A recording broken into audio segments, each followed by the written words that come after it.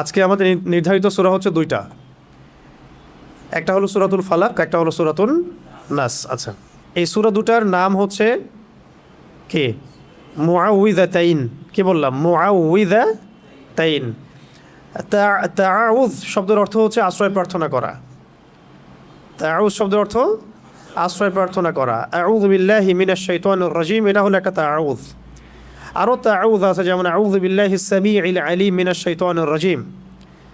আরও আছে যেমন আউযু বিল্লাহিস সামিউল আলিম মিনাশ শাইতানির রাজিম মিন নাফখিহি ওয়া নাফসিহি ওয়া হামজিহি।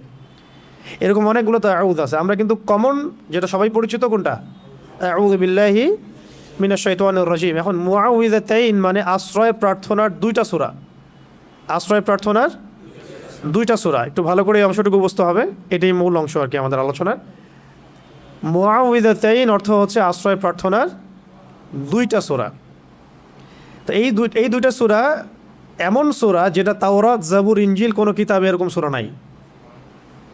রাসূল সাল্লাল্লাহু আলাইহি ওয়াসাল্লাম বলেছেন যে এটা এমন সূরা আল্লাহ পাক আমাকে দিয়েছেন যেটা তাওরাতে, জাবুরে, ইনজিলে এরকম সূরার কোনো দৃষ্টান্তই নাই। মানে এটা শুধু কোরআনেই আছে। সুবহানাল্লাহ, অন্য কোনো কিতাবে এটা নাই। কোরআন এমন একটা কিতাব যেখানে আপনি পুরো আদম আলাইহিস সালাম থেকে শুরু করে একদম কিয়ামত পর্যন্ত হিস্ট্রি পাচ্ছেন। নূহ আলাইহিস সালামের কওম, অনেকে কিয়ামতের মাঠে অস্বীকার করবে যে নূহ আলাইহিস সালাম দাওয়াত দেয়নি আমাদেরকে, আর কিয়ামতের মাঠে এটা হবে। তো নূহ আলাইহিস সালামের পক্ষে সাক্ষী দিবে কারা জানেন? উম্মতে মুহাম্মদ।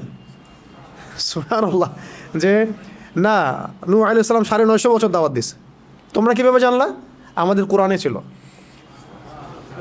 বুঝতে পারছেন? কোরআনের মধ্যে সব কিছু আছে একদম শুরু থেকে শেষ পর্যন্ত। তো এই দুইটা সূরার মতো কোনো সূরা তাওরাতেও ছিল না, জাবুরেও ছিল না, ইনজিলও ছিল না।